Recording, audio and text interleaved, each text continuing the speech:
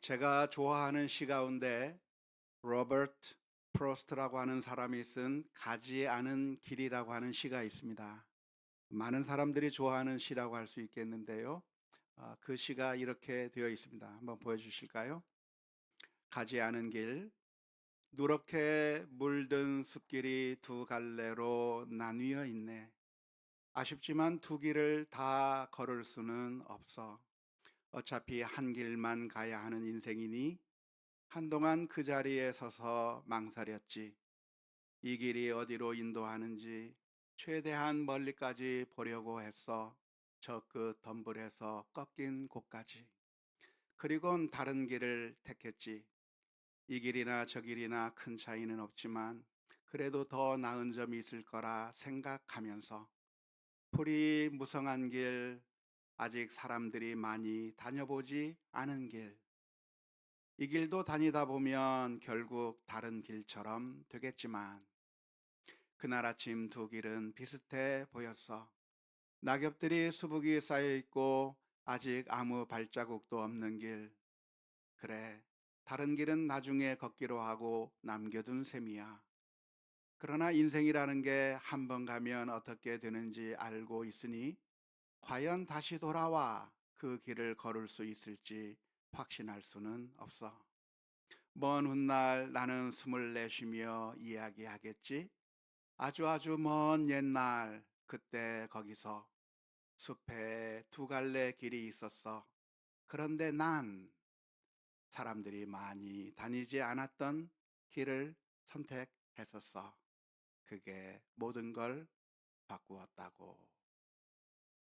어, 좀 시는 비슷한데 좀 느낌이 좀 다르죠? 예, 아무튼 번역을 새로 해서 소개를 해 드렸는데요. 제가 미국에 처음 유학을 갔을 때 다녔던 고든 커넬이라고 하는 학교를 다니면서 좀 멀리 떨어진 뉴햄프셔에 가서 거기서 봉사를 한 적이 있었는데요. 그 교회에서 아주 가까운 곳에 로버트 프로스트의 생가가 있었습니다. 그래서 그 생가를 다녀오기도 했었는데요. 한번 사진을 보여주면 좋을 것 같아요.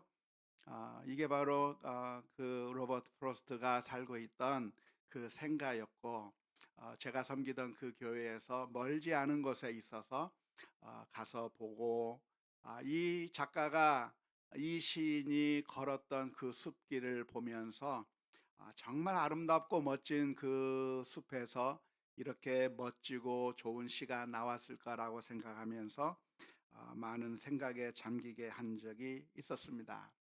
이 시가 수많은 사람들로부터 사랑을 받는 이유가 있다고 한다면 선택을 해야 하는 우리의 인생을 그대로 반영하고 있기 때문이 아닐까 싶습니다. 우리는 늘 선택하면서 살아갑니다. 아주 작은 선택에서부터 아주 중요한 선택에 이르기까지. 작은 선택이라고 한다면 어떤 선택이 있을까요? 오늘 점심에는 무엇을 먹을까? 과연 어떤 식당에 가서 무엇을 먹을까라고 하는 이래도 되고 저래도 되는 것 같은 그런 작은 선택에서부터 좀 더 인생의 중요한 그런 선택들도 있을 겁니다. 어느 동네에 가서 살아야 할 것인가? 우리 자녀들을 위해서는 어떤 학교가 좋을 것인가? 내가 직업을 선택한다면 어떤 직업을 선택할 것인가? 더 중요한 결정이 있다고 한다면 어떤 사람과 결혼할 것인가? 정말 중요한 선택의 순간들이 우리들에게 있는데요. 그러한 선택을 할 때마다 우리들은 마음속에 불안한 마음이 듭니다. 불안한 마음이 드는 이유가 있다고 한다면 선택이라고 하는 것은 포기를 의미하기 때문에 그렇습니다. 하나를 선택하면 다른 모든 가능성들은 다 포기해야만 하는 것이기 때문에 선택이라고 하는 것은 언제나 불안한 요소가 있을 수밖에 없는 것이죠. 그래서 선택하는 것이 쉽지 않습니다. 그래서 결정 장애를 가지신 분들이 의외로 많습니다. 저도 그래요. 이것을 선택해야 될지 저것을 선택해야 될지 늘 시장에 가서 무엇을 앞에 놓고 결정하지 못해서 늘 불안해하는 내 모습을 발견해 볼 때가 많습니다. 우리들이 가지고 있는 질문이 그것이죠. 과연 어떤 길을 선택해야 좋을까? 어떤 선택을 해야 후회하지 않을까? 그런 고민이 우리 모두에게 있는 것 같습니다. 오늘 우리가 읽은 성경 말씀은 아브라함이 그의 아들 이삭을 위해서 신부감을 구해 오라고 하는 임무를 맡은 아브라함의 종이 이삭을 위해서 리브가라고 하는 여인을 선택해서 그리고 데리고 오게 된다고 하는 그 이야기 중에서 한 짤막한 부분을 읽게 되었습니다. 어느 날 아브라함이 종에게 부탁을 한 것이죠. 너는 내 아들을 위해서 신부감을 하나 찾아오라고 임무를 준 것입니다. 그런데 신부감을 어디서 구해 와야 하는가? 이 가나안 족속들 중에서 구하지 말고 내 동포에게 가서 내 동족들에게 가서 거기서 신부감을 구해 오라고 한 겁니다. 그러니까 가나안 땅에 살던 이 아브라함의 종이 신부감을 구하기 위해서 아주 먼 저곳으로 메소포타미아 지역으로 지금으로 하면 이라크 지역까지 그 먼 길을 가서 결국 신부감을 구해 오게 되었습니다. 이 아브라함의 종은 하나님 앞에 기도하면서 길을 가게 된 것이죠. 하나님, 순적한 길을 보여주셔서 평탄한 길을 보여주셔서 그래서 주인의 아들을 위해서 좋은 신부감을 얻을 수 있게 해달라고 기도하면서 떠나게 되었습니다. 그런데 그 아브라함의 그 동포들에게로 가게 되었을 때 마침 거기에 한 여인을 만나게 된 것입니다. 그런데 그 여인이 누구였습니까? 아브라함의 동생의 아들의 딸이니까 뭐죠? 조카 손자. 조카 손자가 되는 조카 손자인가요? 뭔가요? 아무튼 그렇습니다. 그래서 그 여인을 만나게 되어서 이 여인이 과연 이삭을 위해서 좋은 신부감이 될 수 있을 것인지 확인을 했고 그래서 이 사람이다라고 하는 마음의 확신이 생겨서 그 여인을 데리고 이삭에게로 오게 되어서 결혼을 하게 되었다고 하는 그 이야기의 일부를 우리가 살펴보게 되었습니다. 먼저 이 이야기를 우리가 살펴보면서 우리가 먼저 생각할 것이 있다고 한다면 이런 식으로 결혼 배우자를 찾는 것이 가장 좋은 길은 아니라고 하는 점을 먼저 기억하시면 좋겠습니다. 성경에 나온 이야기이니까 그러니까 우리도 그대로 따라야 한다고 하는 마음들이 우리들에게 많이 있는데요. 그러나 이 성경 속에 나와 있는 이 이야기의 모든 것이 다 우리들의 반드시 따라야 하는 것이 아니라 당시의 문화와 관습 속에서 이루어진 것이라고 한다고 하면 그 가운데서 우리가 얻을 수 있는 여러 가지 영적인 교훈을 받을 수는 있지만 그 모든 형태를 다 따를 필요는 없는 것이죠. 그러니까 이 이삭의 아내를 구한 이 이야기를 예로 들면서 너 연애 결혼하면 안 된다. 신부감은 그렇게 찾는 것이 아니라 부모가 짝해주고 부모가 결혼하라고 하면 무조건 결혼해야 된다라고 강요하는 것은 바람직하지가 않습니다. 성경에서 말하고 있는 것은 결혼 대상을 어떤 방식으로 찾아야 될 것인가, 연애 결혼이 불가능한 것이고 그것은 나쁜 일이고 오로지 부모가 결정을 해야 된다, 부모가 찾아서 해줘야 된다라고 하는 것을 가르쳐 주기 위한 말씀이 아니라고 하는 것을 먼저 기억하면 좋겠습니다. 우리가 잘 아는 것처럼 이 당시에는 결혼이라고 하는 것이 일종의 거래와 같았어요. 신부감을 돈 주고 사오는 것이죠. 그래서 이 종이 폐물을 가지고 가서 지참금을 가지고 가서 부모에게 예물을 드리고 돈을 드리고 신부감을 사오는 것과 같은 그런 결혼이 있었던 그 시대의 이야기이기 때문에 그것이 우리들에게 오늘날 기준으로 될 수는 없는 것입니다.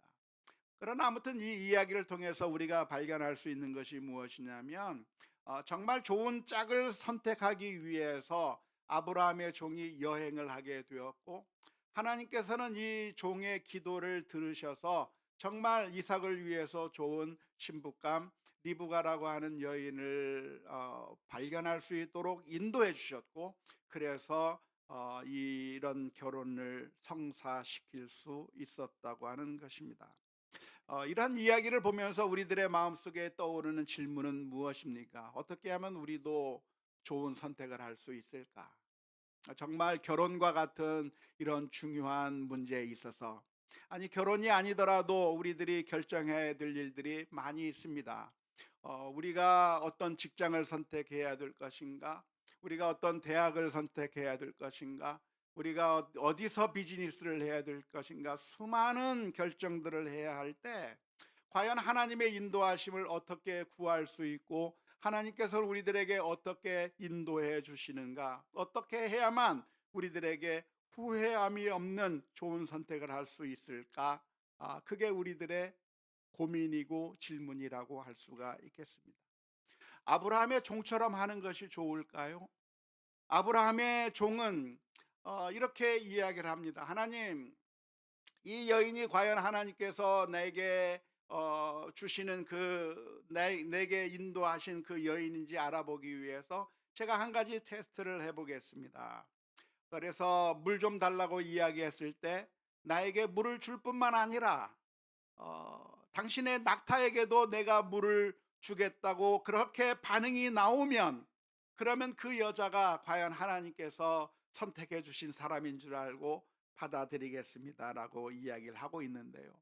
우리들도 이런 식으로 하나님 앞에 기도하며 그렇게 해서 선택한 사람이 정말 하나님께서 원하시는 그런 인도하심의 결과라고 이야기할 수 있을까요? 어떻게 생각을 하십니까? 결론적으로 먼저 말씀을 드린다고 한다면 그렇게 하는 것은 아닙니다. 우리는 종종 이 아브라함의 종처럼 하나님의 뜻을 확인하려고 하는 경향들이 많이 있는 것이죠. 그래서 하나님, 내가 오늘 미팅을 가서 신부감을 고르려고 하는데 하나님께서 나에게 허락해 주신 신부감이라고 한다면, 오늘 그 여성이 나올 때 빨간 옷을 입고 나오면 됐자. 그런데 노란 옷을 입고 나오면 하나님께서 내게 맡겨주신 사람이라고 생각하고 받아들이겠습니다. 그렇게 기도하고 가서 딱 만났는데 노란 옷 입고 나오면 결혼해야 될까요? 그게 아닙니다. 우리가 그런 식으로 하나님의 뜻을 발견하는 게 좋겠다고 생각하셨다고 한다면 성경을 아주 크게 오해한 것이라고 할 수가 있겠습니다. 하나님의 뜻은 어떻게 발견합니까? 우리가 여러 가지 제안을 하고, 그래서 그 둘 중에 하나를 하나님께서 선택해 주시면 그것을 선택하는 게, 그게 성경적인 방법이고 하나님께서 우리를 인도하시는 방법이라고 말할 수 없는 거예요. 하나님, 내가 어느 회사로 가야 됩니까? 이 A라고 하는 회사가 있고 B라고 하는 회사가 있는데 하나님, 어떻게 하나님께서 정해주신 회사인 줄 알고 가겠습니까? 하나님, 제가 침을 뱉고 한번 때려보겠습니다. 침이 이쪽으로 튀면 이쪽 회사로 가고, 침이 저쪽으로 뛰면 저쪽 회사로 가라는 하나님의 뜻인 줄 알고 가겠습니다 라고 하면 되나요? 안 됩니다. 종종 우리들이 성경을 읽으면서 미신적으로 성경을 오해하는 경우가 많이 있습니다.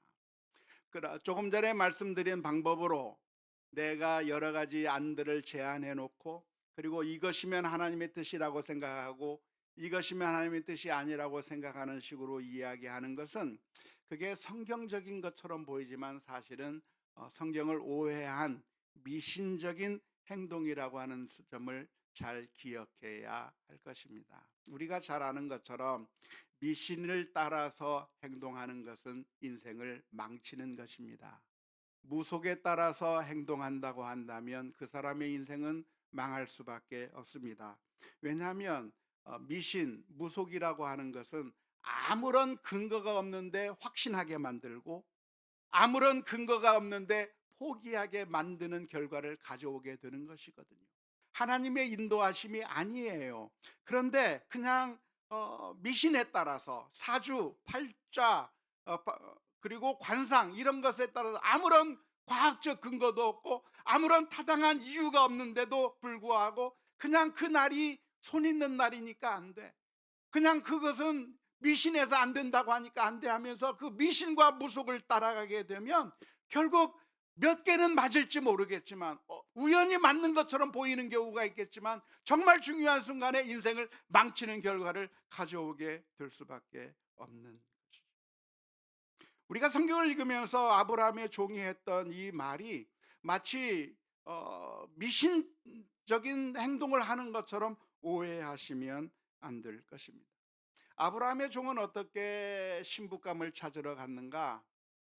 그저 하나님께서 인도해 주시는 대로 나는 아무런 판단을 하지 않은 채, 하나님 저는 아무런 판단을 하지 않겠습니다, 그저 하나님께서 인도해 주시는 대로 따라가겠습니다 하면서 이 메소포타미아 지역까지 간 것이 결코 아닙니다. 하나님 나 눈 감고 있을게요. 그러니까 말이 나를 태우고 있는 이 낙타가 가는 대로 무조건 따라가겠습니다, 그게 하나님의 뜻인 줄 믿고 가겠습니다라고 따라간 것이 결코 아니에요. 아브라함의 종은 어떻게 갔습니까? 아브라함의 본토 친척의 집을 가야 하니까 저 이라크 지방까지 내가 잘 그때는 티맵도 없고 카카오맵도 없었지만 아무튼 여러 가지 방법을 사용해서 아브라함의 본래 종족에게로 찾아간 겁니다. 아브라함이 가이드라인을 주었기 때문에 그 가이드라인에 따라서 찾아간 것이죠. 그리고 그 마을에서 아브라함의 종족들 가운데서 여러 여성들을 만나게 되었을 겁니다. 첫 번째 만난 사람이었을 수도 있겠고 아니면 몇 번째 만난 여인일 수도 있겠는데 그 여인을 바라보면서 하나님께서 이 여인이다라고 말해준 것이 아니라 이 아브라함의 종의 마음 가운데 저 여인이 참 참해 보이는구나, 내 주인의 아들 이삭을 위해 저런 여인이라면 괜찮을지도 모르겠다라고 하는 설명할 수 없는 마음속의 어떤 기준과 마음속의 어떤 판단에 의해서 저 여인이라고 한다면 괜찮지 않을까라고 하는 일종의 판단을 누가 내렸어요? 아브라함의 종이 내린 겁니다. 그리고서 질문을 던지는 거예요. 만일 내가 물을 달라고 하면 이 여인이 어떻게 나올까? 그것은 침이 이쪽으로 튀냐 저쪽으로 튀냐에 따라서 내가 결정하겠다고 하는 것이 아니라 어떤 질문이었어요? 이 여인이 인품이 괜찮은 여인인가를 알아보겠다고 하는 거예요. 지금 내가 첫인상으로 볼 때 그냥 겉으로 보았을 때는 건강해 보이고 아리따워 보이고 그리고 모든 면이 참 참해 보이는 이 여인이기 때문에 그래서 겉으로 보았을 때는 이 여인이 괜찮은 사람처럼 보이지만 그런데 속마음은 그 사람의 인품은 내가 눈으로 보아서는 확인할 수 없으니 그 사람의 인품을 내가 한번 확인해 봐야 되겠다고 하면서 나에게 물을 달라고 요청했을 때 과연 이 여인이 나에게 물을 줄 것인가? 아니면 쌀쌀맞게 물을 주지 않을 것인가?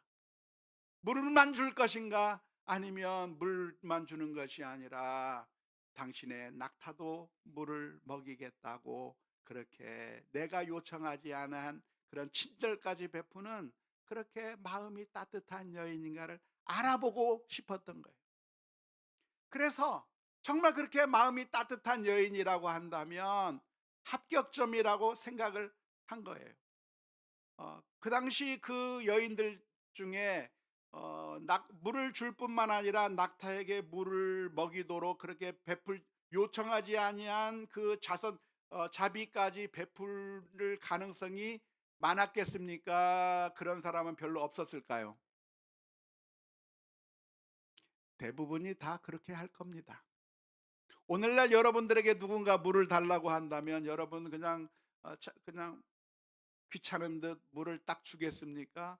우리 권사님들이라고 한다면 그분들에게 그런 요청을 하는 분들에게 무엇을 주겠습니까? 물도 주고 선풍기도 쓰여 줄 거 아니에요. 더운 날에 이리 와서 에어컨 앞에서 시원하게 땀 좀 식히면서 물이라도 쓰자고 친절을 베풀 거 아니에요. 그 당시 고대 근동 지방에서는 그게 보편적인 모습이었어요. 모든 사람들이 나그네들을 보면 음식도 대접하고 물도 대접하고 좋게 대접하는 것이 그 당시에 문화였고, 그게 일반적인 사람들이 보여주는 반응이라고 할 수 있는 겁니다. 특별하게 더 착한 사람이어서가 아니라 그 정도는 기본을 가지고 있는 것인데, 이 아브라함의 종의 마음에, 그런데 만에 하나 어떤 한 사람은 놀부 마누라 같은 그런 사람도 있을 거 아닙니까? 그런 사람들은 나겠다고 하는 그런 마음에서 질문을 던진 것이지, 하나님이 이쪽이냐 저쪽이냐 점지해 주는 것을 기대한 것이라고 할 수는 없을 거예요. 그리고 또 하나의 선택의 기준이 무엇입니까? 그 사람의 집에 들어가서 폐물을 드리면서 당신의 딸을 우리 주인의 아들의 며느리감으로 구해오라고 해서 이렇게 폐물을 드린다고 했을 때, 그쪽에서 승낙해 주는지 승낙해 주지 않는지 상대방의 의사를 확인하고서 이 여인을 데리고 가게 된 것이죠. 하나님의 뜻은 어떻게 우리가 발견하는가? 하나님의 뜻은 내가 전혀 생각하지 않고 내 판단은 전혀 없는 상태에서 하나님께서 어떤 신비한 표징을 보여준다거나 어떠한 기적적인 방법을 통해서 우리로 하여금 이게 하나님의 뜻이라고 보여주는 것을 기대하는 것은 바람직하지 않습니다. 우리는 하나님께서 주신 그 뜻에 따라서 생각해야 하고 판단해야 되고 우리들의 마음속에 결정을 하면서 이것이 하나님께서 인도해 주신 것이라고 생각하면서 결정해야 하는 것이죠. 빌립보서 2장 13절의 말씀에서는 이렇게 말씀하고 있습니다. 너희 안에서 행하시는 이는 누구시니? 하나님이시니 자기의 기쁘신 뜻을 위하여 너희에게 무엇을 두고? 소원을 두고 행하게 하시나니. 우리들의 마음 가운데 그러한 마음이 생기게 돼요. 소원이 생기게 돼요. 이것을 하고 싶은 마음이 있어요. 이것을 헌신하고 싶은 마음도 생기고 이렇게 하고 싶은 마음도 생기는데, 그것이 내 마음이기도 하고 또 100% 하나님께서 우리들의 마음 가운데 넣어주신 소원의 마음이기도 한 것이죠. 따라서 우리가 하는 모든 선택은 나의 선택이면서 그와 동시에 100% 하나님의 인도하심이라고 보아야 할 것입니다. 아브라함의 종은 아무런 판단의 의지가 없이 그냥 눈먼 장님처럼 그냥 하나님께서 인도하시는 대로 끌려왔다가, 그래서 아무나 만나서 하나님께서 이 사람이라고 하니까 이 사람을 선택해서 그래서 그냥 간 것이 아니라, 아브라함의 종은 분명하게 그 집을 향해서 그 동네를 향해서 가게 되었고, 수많은 여인들 중에서 한 여인을 보았을 때 저 여인이 좋겠다고 판단을 했고, 그 판단을 통해서 제안을 했고, 그래서 승낙을 받아서 데리고 가게 되었는데, 그 모든 일을 자기가 결정하고 판단했음에도 불구하고 아브라함의 종의 고백이 무엇입니까? 27절의 말씀 가운데서 아브라함의 종은 이렇게 고백합니다. 아브라함의 하나님 여호와를 찬송하나이다. 나의 주인에게 주의 사랑과 성실을 그치지 아니하셨사오며 여호와께서 길에서 나를 인도하사 내 주인의 동생 집에 이르게 하셨나이다. 모든 것들을 다 결정하면서도 이것이 내가 똑똑하기 때문에 내가 잘나서 이 모든 것을 결정한 게 아니라 하나님의 인도하심이었음을 인정하고 하나님께 감사와 찬송과 영광을 올려드린 줄로 믿습니다. 오늘 우리들이 선택하는 것도 역시 마찬가지입니다. 우리의 인생의 길 가운데 두 개의 우리가 가보지 않은 길이 놓여져 있습니다. 그 길 가운데 우리는 이 길이 아니라 요 길을 선택하게 될 텐데요, 그 길을 선택할 때 우리들의 마음 가운데는 불안한 마음이 있습니다. 이 길이 아니라 저쪽 길로 갔었더라고 한다면 더 좋았지 않았을까 후회하는 생각들이 종종 떠오르게 되는 것이죠. 왜 자꾸 우리가 선택하지 않은 그 길이 더 커 보이죠? 남의 떡이 커 보이기 때문에 그래요. 내가 선택하지 않은 것이 더 커 보이기 때문에 그렇습니다. 내가 선택한 이 선택이 잘못되면 어떡할까? 저 길이 훨씬 더 좋았으면 어떡할까? 우리가 불안한 마음들이 있는데, 그때 우리가 불안해할 것이 아니라 하나님의 인도하심이라고 하는 사실을 인정하고 하나님께 감사하며 찬송하며 영광 올려 드릴 필요가 있는 줄로 믿습니다. 데살로니가전서 5장 16절에서 18절의 말씀에 우리를 향한 삶의 자세로 이렇게 권면합니다. 항상 기뻐하라, 쉬지 말고 기도하라, 범사에 감사하라. 이것이 그리스도 예수 안에서 너희를 향하신 하나님의 뜻입니다. 우리는 하나님의 자녀예요. 우리가 하나님의 자녀이기 때문에 여러분들이 우리 자녀를 향해서 무슨 말을 해주고 싶은지를 곰곰이 생각해 보시기 바랍니다. 우리 아이가 자전거를 타면서 넘어지면 어떻게 할까 불안해하고 할 때 여러분들이라고 한다면 그 자녀들을 향해서 뭐라고 이야기해 주겠습니까? 걱정하지 마. 담대하게 그 자전거를 한번 페달을 밟아봐. 이야기해 주고 싶지 않겠어요? 여기를 갈까 저기를 갈까 두려워하고 있는 우리 자녀들을 향해서 무슨 이야기를 해주고 싶습니까? 괜찮아, 가봐. 네가 원하는 그 길을 한번 달려가봐. 후회할 것 없이 달려가봐. 이야기하고 싶지 않겠어요? 하나님께서 우리들을 향해서 보고 계시는 점도 역시 마찬가지입니다.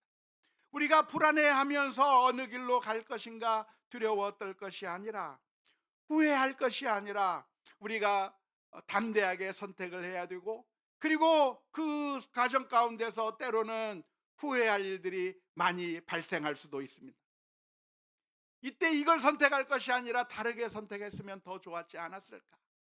그때 잘못 선택해서 이런 나쁜 결과가 오지 않았을까? 후회할 일들이 많이 있을 거예요. 하지만 후회할 게 아니라 그런 순간에도 어떻게 해야 돼요? 기뻐하고 감사해야 되는 거예요. 왜? 아무 의미가 없는 것이 아니라 의미가 있는 것이기 때문에 그렇습니다. 전인권이 그러잖아요. 지나간 것은 지나간 대로 그런 의미가 있죠. 그러잖아요.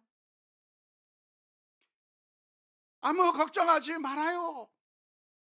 지나간 것, 아픈 기억 모두 잊어버리고 아브라함의 종은 하나님의 인도하심을 기억했습니다.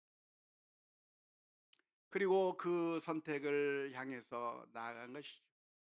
어쩌면 2024년을 우리가 살아오면서 수많은 결정과 선택들을 했는데 때로는 아픈 결과를 가져오기도 하고, 때로는 그런 선택을 하지 않았으면 더 좋을 뻔했던 그런 결과를 가져오기도 할 겁니다.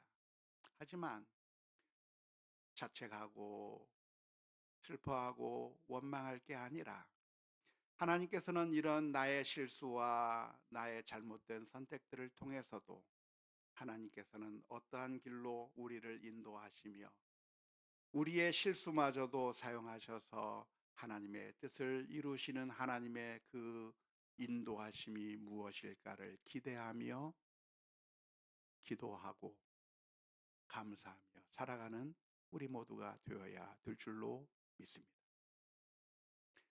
예전에 제가 미국에서 목회할 때 아주 참 슬픈 일을 겪은 적이 있습니다. 미국에 이민 왔던 한 가정이 있었는데요. 영어도 잘 하지도 못하시는 분들인데 큰 결심을 하고 친구가 오라고 하니까 미국으로 이민을 온 가정이었습니다. 그래서 그 미국에 와서 잘 정착해 나가느라고 정말 많이 힘들었고, 그 과정에서 여러 가지 어려운 일들을 많이 겪기도 했었지만, 그런대로 어느 정도 정착하면서 잘 살아가고 있다가 아주 큰 슬픔을 당했어요. 그것이 무엇이냐면 그 집의 딸이 갑자기 죽은 겁니다. 미국에 와서 잘 적응하지 못하고 있다가 어떤 일로 인해서 죽음을 맞이할 수밖에 없는 상황에 이르게 됐는데요.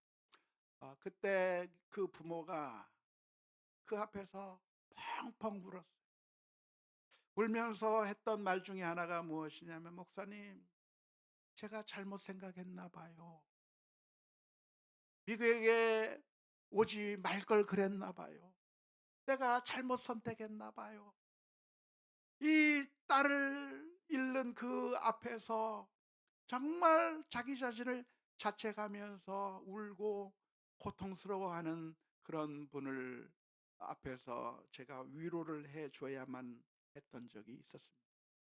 그때 제가 했던 말이 무엇이냐면, 집사님, 그때 했던 그 결정이 잘못된 결정은 아니었어요. 그때 누구라도 그 상황이었다고 한다면 여기에 온다고 하는 결정을 했었을 거예요. 그렇지 않습니까? 우리 자녀들에게 운전을 가르쳐 주고 운전하게 해 주었더니 운전하다가 사고가 나서 다쳤어요. 그러면 운전을 가르치지 말아야 했었나요?